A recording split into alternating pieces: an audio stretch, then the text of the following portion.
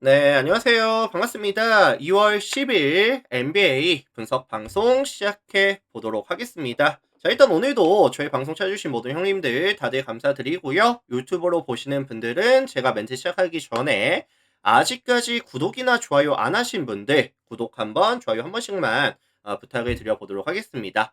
자, 유튜브로 보시는 분들도 지금 멤버십이 오픈이 되어 있어요. 그래서 전체 경기에 대한 분석표라든지 주목할 만한 탑보에 대한 경기들 체크해보고 싶다라고 하시는 분들은 많은 관심과 참여 부탁을 드려보도록 하고요. 요거는 제가 휴방을 가져갈 때도 업로드가 되고 있고 최신 이제 흐름은 커뮤니티 들어가시면 나와 있기 때문에 많은 관심 참여 좀 부탁을 드려보도록 하겠습니다.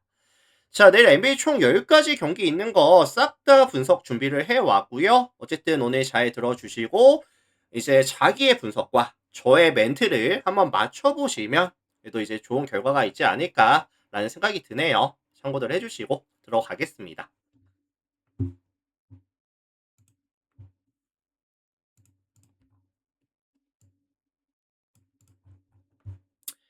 자, 가장 먼저 살펴볼 경기는 샬럿이랑 디트로이트 경기 먼저 살펴보도록 할게요. 샬럿이랑 디트로이트.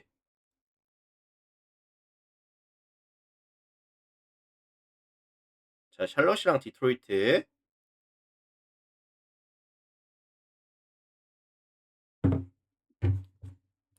자, 이 매치업은 이제 최근에 흐름이 좋은 두 팀의 매치업이다라는 말씀을 먼저 좀 드리고 싶은데 샬롯이 최근에 몇 연승이죠? 샬롯이 연승이 최근에 9연승까지 조금 장줄이 길어지고 있습니다. 이제 진짜 5할 승률이 얼마 안 남았어요. 25승 28패까지 많이 올라온 상황이고 샬롯의 가장 큰 강점이 뭐죠? 일단은 볼륨이 높은 스코어러들이 되게 많습니다. 뭐 라멜로 볼이라든지 쿠누펠, 밀러, 브리치스.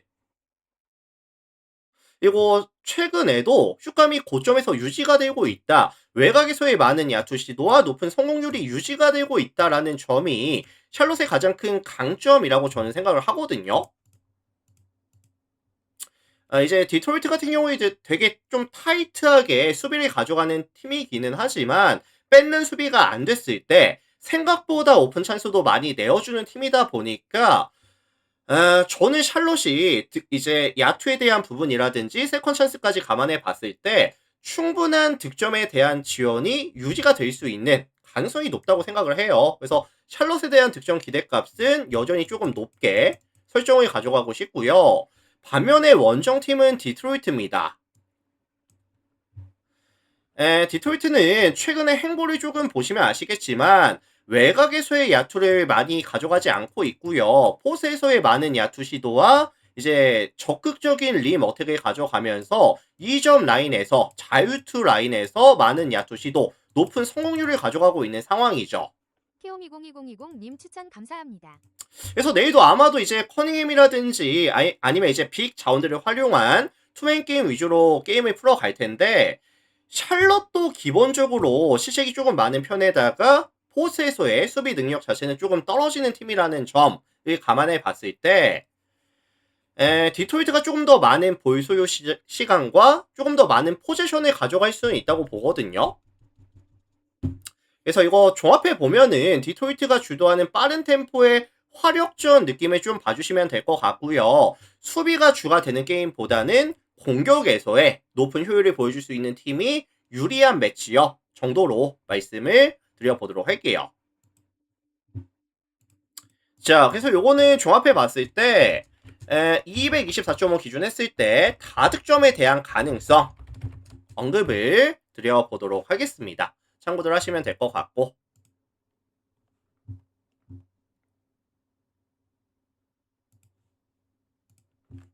자, 다음 경기 넘어갈게요. 브루클린이랑 시카고 경기 보겠습니다.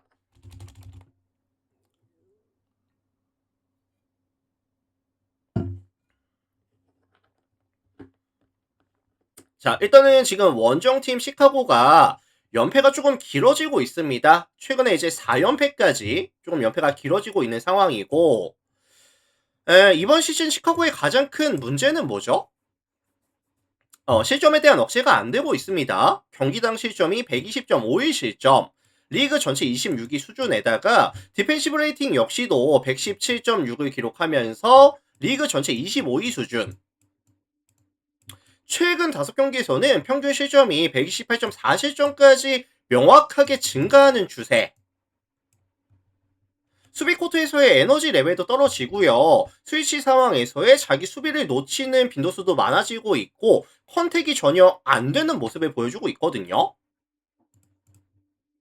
뭐 홈팀 브루클린 같은 경우에도 이걸로 데민이라든지 마이클 포터가 빠지는 구간이기는 하지만 최근에 이제 뭐 클론이라든지 아니면 뭐 샤프라든지 클렉스턴 활용한 빅맨 자원들 활용한 이제 투맨 게임 효율이 잘 나오고 있는 상황이고 벤치 구간에서도 자이어 윌리엄스라든지 울프라든지 득점에서의 볼륨을 또 유지시켜주고 있는 상황이거든요. 그래서 이제 직전 워싱턴 상대로도 브루클린이 많은 득점을 이제 기록하고 왔다 보니까 득점에 대한 지원이 내일까지는 조금 유지가 될 수 있을 것 같다.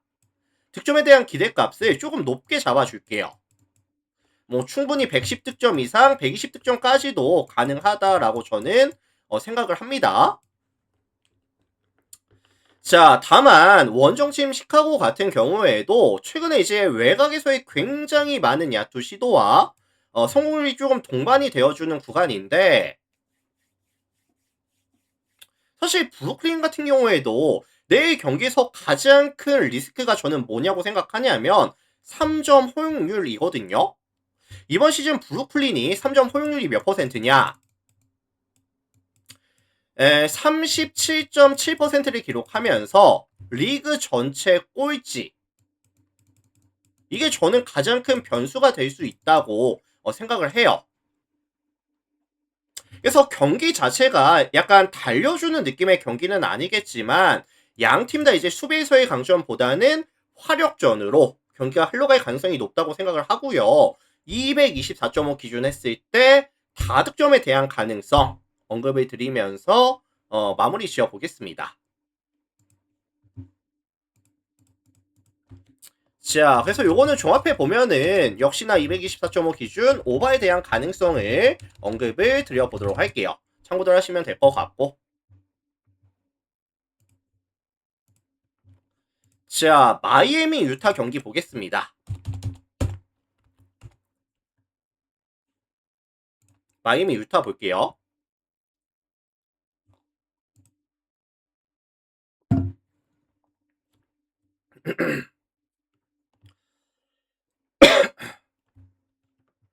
자, 오늘 이제 홈팀 마이애미 같은 경우에는 경기가 있었죠. 경기가 있었고 워싱턴을 만나서 몇 대 몇이었죠? 132대 101로 경기를 31점 차 승리를 가져왔었거든요. 그래서 오늘 조금 빠르게 승부가 정해진 만큼 주전 자원들에 대한 출전 시간 관리는 30분 안쪽으로 되게 잘해줬습니다. 그래서 어쨌든 내일 마이애미는 백투백 경기도 잡아주겠다 라는 식의 경기 운영을 보여줬거든요.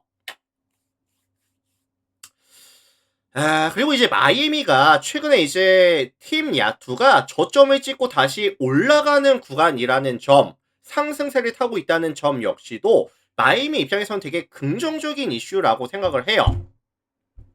그래서 공격 코트에서의 집중력이 올라오고 있고 실책률은 줄어들고 있고 볼은 또 굉장히 잘 돌고 있고 세컨 찬스에 대한 강점까지. 그래서 저는 지금 마이애미가 명확하게 상승 곡선을 탈 수 있는 세팅이 완료가 됐다라고 생각을 하거든요. 자, 반면에 이에 맞서는 원정팀은 유타입니다. 자, 유타 같은 경우에는 이번 트레이드에서 조금 승자 포지션이었죠. 이제 자렌 잭슨을 영입해 왔고요. 근데 이제 지금 현 시점에서 유타의 문제점은 뭐냐면은 이 키온테 조지가 빠져 있거든요. 그래서 최근에 이제 실책에 대한 비율이 점점 증가를 하는 추세라든지 아니면 근본적으로 유타라는 팀 자체가 원정 게임을 가져갔을 때 야투율이 부진하는 점, 실책은 늘어나고 있고 야투율은 떨어지고 있고 온볼 상황에서의 마무리 같은 경우에도 떨어지고 있는 상황이고,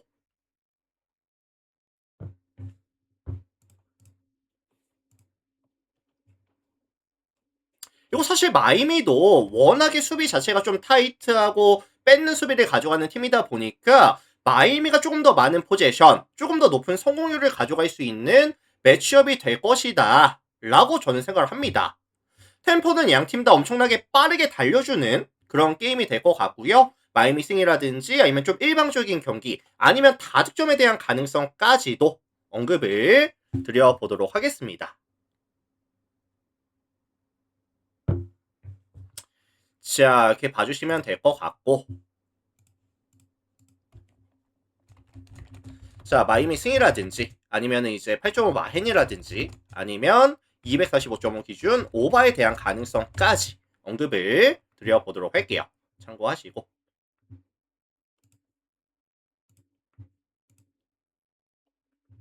자, 다음 올랜도 미러키 보겠습니다. 올랜도 미러키.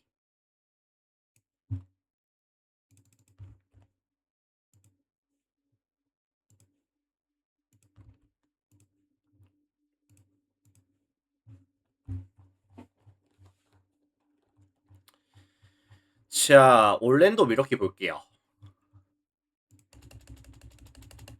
자, 이 매치업은 제가 이제 조금 분석을 하면서 보니까 생각보다 미러키에 대한 선호도가 조금 높을 수도 있다라는 생각이 들기는 했거든요. 왜냐면 최근에 미러키가 연승이 좀 길어지고 있습니다. 3연승 구간에 있기도 하고요. 그 다음에 최근에 외곽에서에 대한 지표가 점점 나쁘지 않은 38.5%라는 나쁘지 않은 구간에 있다 보니까 생각보다 미러키가 비벼줄 수도 있지 않을까라고 보는 시선이 좀 많은 것 같기는 하거든요. 다만 조금 염려가 되는 부분이 뭐냐면은 지금 이제 미러키의 대부분의 공격 파일을 롤린스라든지 케빈 포터라든지 AJ 그린이라든지 백코트 위주로 경기를 풀어가고 있는 팀이다 보니까 올랜도 입장에서는 석스, 앤서니 블랙, 데스먼드 베인 앞선에서의 자원들이 대부분 수비가 정말 좋은 팀이거든요. 그리고 사실 미러키라는 팀 자체가 원정에서 게임을 가져갔을 때는 3점에 대한 효율, 야투에 대한 효율이 많이 떨어지는 팀이라는 점 역시도 좀 거슬리기는 합니다. 그래서 사실 미러키의 득점에 대한 기대값을 너무 높게 잡아주기는 조금 어려울 것 같아요. 좀 어려울 것 같고, 자, 반면 홈팀 올랜도 같은 경우에는 최근에 이제 좀 스페이싱에 대한 강점이 살아나고 있다. 뭐 석스라든지 블랙, 베인, 방케로, 카터까지 볼 이제 돌아가는 게 최근에 괜찮고요. 그 다음에 이제 올랜도가 또 가져가는 강점이 사이즈에서의 이점이 있거든요. 그래서 이제 스페이싱과 사이즈에서의 이점이 살아나는 구간이라고 한다면 미러키의 수비에서의 이런 에너지 레벨이나 집중력을 감안해 봤을 때 전 생각보다 올랜도가 많은 득점이 가능하다고 봐요. 게다가 이 미러키라는 팀 자체가 기본적으로 이런 좀 파울 관리에 대한 리스크, 그 다음에 뭐 컨택 능력이 좀 떨어지는 부분들, 이런 부분을 감안해 봤을 때 포스에서의 높은 성공률에다가 꽤나 많은 자유투를 시도하면서 높은 성공률까지 조금 유지가 될 수 있는 경기라고 저는 생각을 합니다.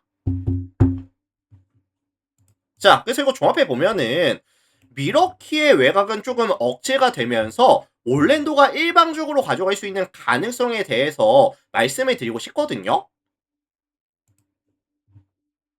자, 그렇다면 이거는 종합해 봤을 때 올랜도 승이라든지 아니면은 이제 9.5 마헨이라든지 아니면 219.5 기준 언더에 대한 가능성까지 같이 언급을 드려보도록 하겠습니다. 올랜도 승 일방적인 경기 저득점 가능성까지 말씀해 드릴게요.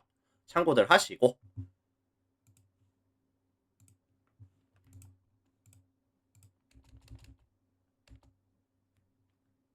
자, 다음 경기 미네소타와 애틀란타 보겠습니다.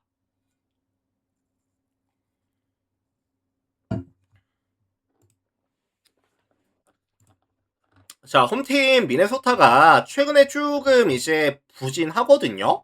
최근에 조금 부진하는 상황인데 오늘도 이제 홈에서 클리퍼스를 만나서 96대 115 다시 한번 경기를 내어주고 왔거든요. 그래서 지금 연패 구간에 들어옵니다.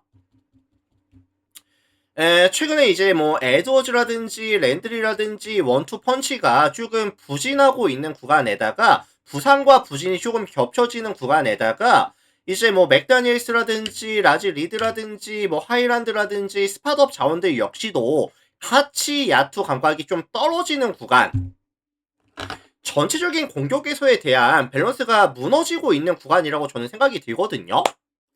그리고 내일 백투백을 가져가는 상황인데 사실 뭐 에드워즈라든지 랜드리라든지 이런 핵심 코어들에 대한 출전 시간 관리도 잘 안 됐어요.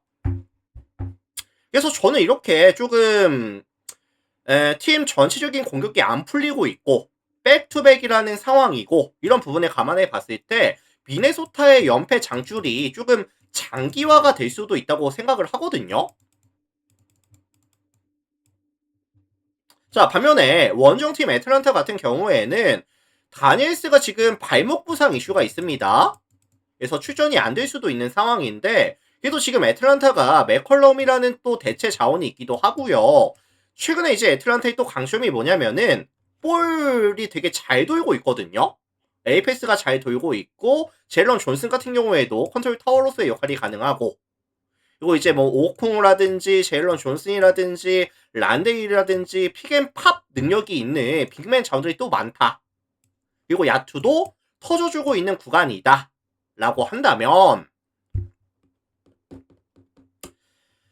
사실 고베어의 활용 능력 자체가 조금 떨어질 수도 있다고 봐요. 결국에 외곽에서 야투가 터져주다 보면은 고베어는 조금 끌어 나갈 수밖에 없는 상황이 올 거거든요.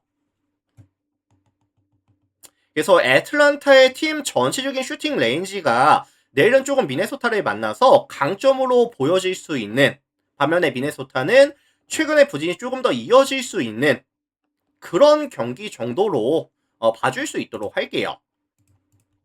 자, 그래서 요거는 제가 애틀란타가 최소한 접전 또는 뭐 역배가 나와도 전혀 이상하지 않은 경기로 보고 있고요. 애틀란타 프렌이라든지 아니면 역배에 대한 가능성까지 언급을 드려보도록 하겠습니다.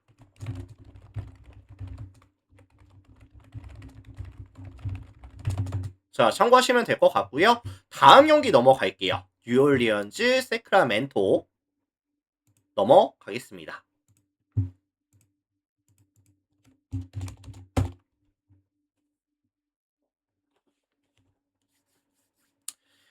자, 요거는 이제 아마도 다들 좀 많이들 보시는 지표가 원정팀 세크라멘토가 지금 연패가 되게 길어지고 있거든요.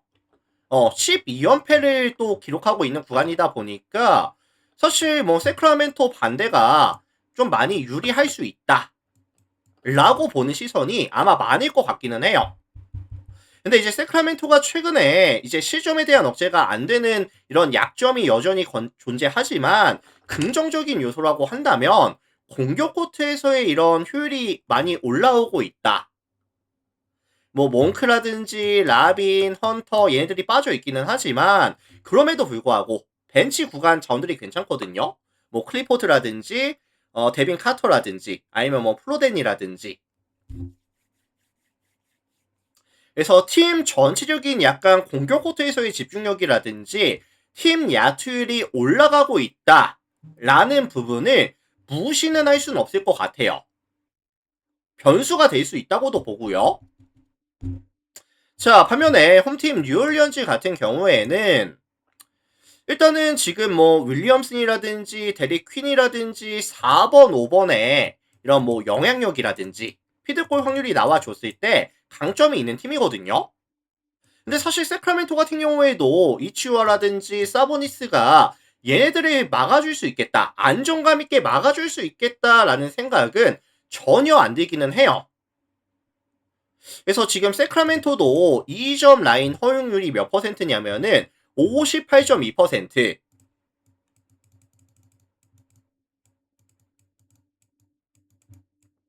리그 전체 28위 수준이죠. 그래서 요거는 사실 양 팀이 수비 코트보다는 공격 코트에서의 강점을 조금 발휘해 줄 수 있는, 보여줄 수 있는 경기라고 생각이 들고 있고요. 생각보다 세크라멘토에 대한 득점 기대값을 조금 높게 잡아 주셔야 맞을 것 같거든요. 그래서 세크라멘토 플랜이라든지 아니면 다득점에 대한 가능성까지 언급을 같이 드려보도록 하겠습니다. 자, 참고하시면 될 것 같고,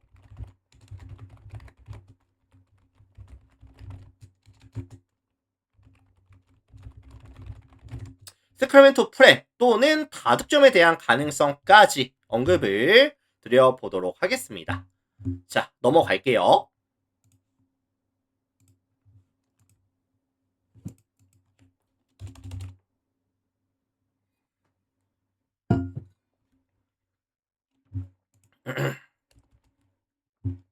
자, 덴버랑 클리블랜드 경기 살펴볼게요. 덴버, 클리블랜드.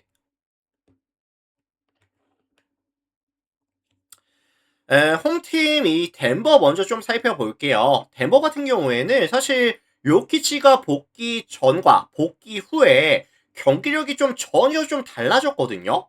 전술 자체가 조금 많이 바뀌었어요. 요키치가 없을 때는 수비 코트에서의 에너지 레벨을 조금 많이 올려주는 모습이었지만 최근의 덴버의 경기는 화력으로 상대를 찍어 누르는 그런 경기가 좀 많이 나오고 있습니다. 그래서 요키치가 컨트롤 타워로서의 역할을 해주면서 외곽에서의 되게 많은 기회가 나오고 있고 아니면 요키치 스스로 만들어내는 득점도 많이 나오고 있고요. 뭐 시즌 평균보다도 오히려 득점이 잘 되고 있는 구간에다가 3점 야투가 40.34, 2점 라인 야투가 56.22까지 되게 많이 올라와 있는 구간이죠. 자, 반면에 원정팀 클리블랜드 같은 경우에도 최근에 누가 빠져 있죠? 일단은 모블리가 빠져 있습니다. 모블리가 빠져 있는 상황에다가 뭐 웨이드라든지 타이슨, 미첼, 하든으로 이어지는 조금 기동성에서의 강점을 보여줄 수 있는 라인업이 조금 강요가 되고 있고요. 내일 뭐 타이슨이라든지 웨이드까지 빠진다라고 한다면 조금 더 이제 스몰 라인업이 강요가 될 것 같거든요. 이렇게 좀 라인업 자체를 조금 작게 가져가면서 템포 푸시 약간 요런 전술이 조금 강요가 될 수도 있다고 봅니다. 내일 경기에서는. 그리고 사실 덴버 같은 경우에도 최근 실점률이 많이 올라가 있는 구간에다가 이런 트랜지션 상황에서의 수비가 그렇게 좋은 팀은 또 아니다 보니까 저는 사실 양 팀이 공격 코트에서의 보여줄 수 있는 강점들이 발현이 될 수 있는, 보여줄 수 있는 경기라고 생각을 하거든요. 그래서 이것도 사실 좀 다득점에 대한 가능성에 대해서 언급을 좀 드려볼게요. 누가 더 수비를 잘할래 이런 느낌보다는 화력전이 더 어울리는 경기라는 말씀을 전해드리고 싶습니다.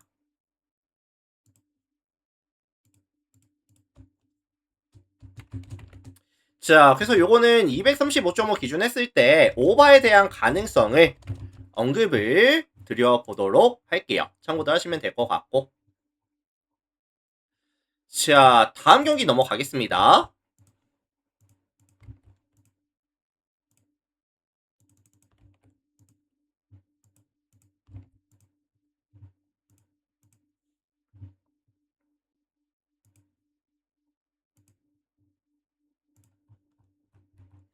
골든 스테이트랑 멤피스 경기 살펴볼게요. 골스, 멤피스.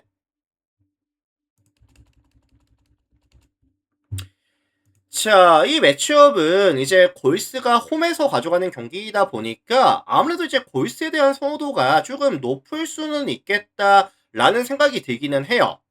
그리고 이제 뭐 실제로 28승 팀과 20승 팀 간의 밸류 차이도 분명히 존재할 거고요.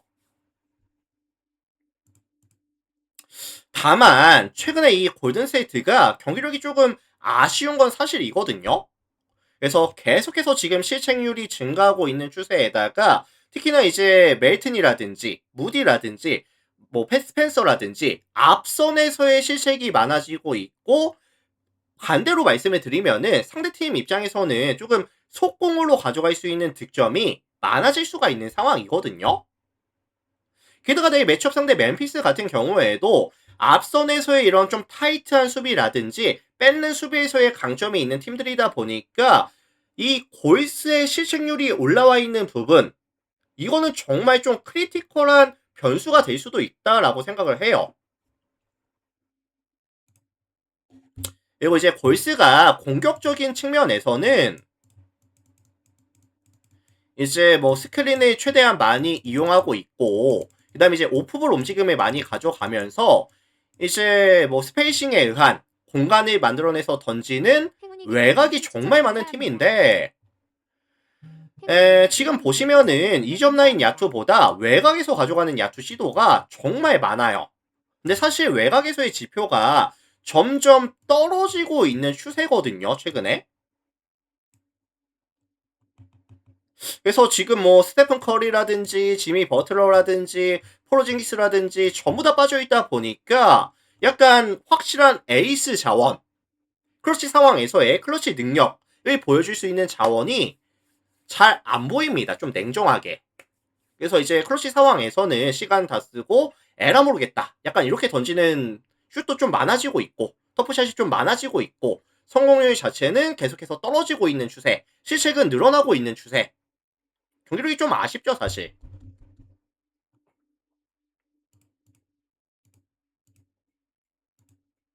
그래서 저는 이렇게 생각을 해요. 골스가 지금 야투율도 떨어지고 있고 실책이 많아지고 있는 구간이라고 한다면 굳이 정배를 받을 근거는 조금 떨어진다라는 생각을 하거든요.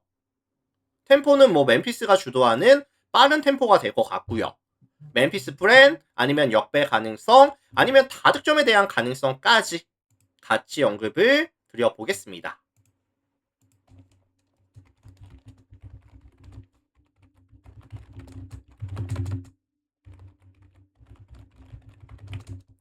자, 참고들 하시면 될 것 같고요. 다음 경기 넘어갈게요.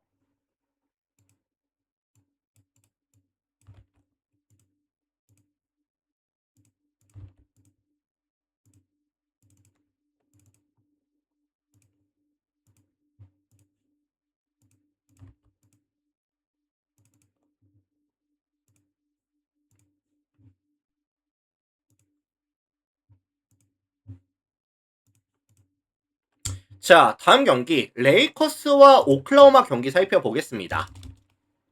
레이커스, 오클라호마. 자, 이 매치업은 제가 이제 보니까 좀 다득점에 대한 선호도가 꽤나 높을 수도 있겠다라는 생각이 들었거든요. 일단 양 팀 다 득점에 대한 지원이 나쁘지 않은 팀들이고요. 그리고 이제 기준점 자체가 219.5라는 되게 또 낮은 기준점이 잡히다 보니까 이런 부분들이 사실 다득점에 대한 선호도를 올려줄 수 있는 근거라는 생각이 들기는 했어요. 자, 다만 이제 양 팀 모두 이제 그 메인 1번이 빠집니다. 레이커스는 지금 돈치지가 빠져 있고요. 오클라호마 같은 경우에는 샤이 기저스가 빠져 있는 구간이고, 그리고 양 팀 모두 이제 지공 위주 다운 템포로 경기를 끌고 가는 팀들이거든요. 그래서 사실 저는 이 공격 코트에서의 집중력보다는 수비 코트에서의 집중력, 그리고 수비 코트에서의 박스 아웃, 세컨 찬스 기회보다는 이제 세컨 찬스를 억제하는 부분에 조금 더 초점을 맞추는 팀들이다 보니까 약간 다운 템포, 그리고 이제 조금 많은 실책, 세컨 찬스에 대한 억제라는 좀 키워드를 말씀을 드리고 싶거든요. 그래서 요거는 제가 종합해 봤을 때 저득점에 대한 가능성을 조금 말씀을 드리고 싶습니다. 219.5 기준 했을 때 언더에 대한 가능성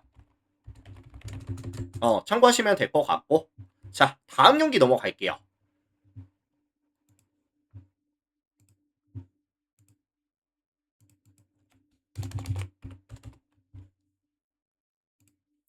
자, 포틀랜드랑 필라델피아 경기 살펴보고 마무리 지어보겠습니다. 자, 이 매치업은 일단 가장 먼저 눈에 띄는 부분이 필라델피아의 최근 경기력에 대해서 먼저 말씀을 드릴게요. 필라델피아가 최근 5게임을 가져가는 동안에 이제 4승 1패거든요. 그래서 동일 기간 평균 득점이 117.8득점에다가 실점이 108.6실점씩을 가져가면서 동일 기간 마진이 플러스 9.2. 나쁘지 않죠, 경기력. 나쁘지 않은 상황이고 밸런스가 잘 잡혀 있습니다. 다만 지금 필라델피아의 리스크가 뭐냐고 한다면 폴 조지가 25게임 경기 이제 결장이 확정이 되어 있고요. 그 다음에 이제 엔비드 같은 경우에도 무릎 이슈로 인해서 내일 경기 나오지 못할 수 있다라는 레포트가 있거든요. 그리고 사실 필라델피아 입장에서는 엔비드가 내일 만약에 빠지게 된다라고 한다면 이 포트랜드의 이런 빅 자원들, 윙 자원들을 억제하기가 조금 힘들 것 같아요. 그래서 포트랜드가 최근에 뭐 클링건이라든지 윌리엄스라든지 아니면 뭐 제라미 그랜트라든지 득점력이 있는 윙 빅 자원들이 조금 많은 팀이다 보니까 엔비드의 출전 여부는 되게 중요하다라고 생각을 하거든요. 그리고 최근에 포트랜드가 뭐 주루라든지 아니면 이제 뭐 핸더슨이라든지 복귀가 되면서 실책에 대한 비율이 조금 줄어들고 있고 세트 오펜스 상황에서의 투맨 게임 상황에서의 효율은 올라가는 구간. 실제로 최근에 2점 라인 야투가 되게 잘 빠지고 있거든요. 60.79까지 올라가는 구간.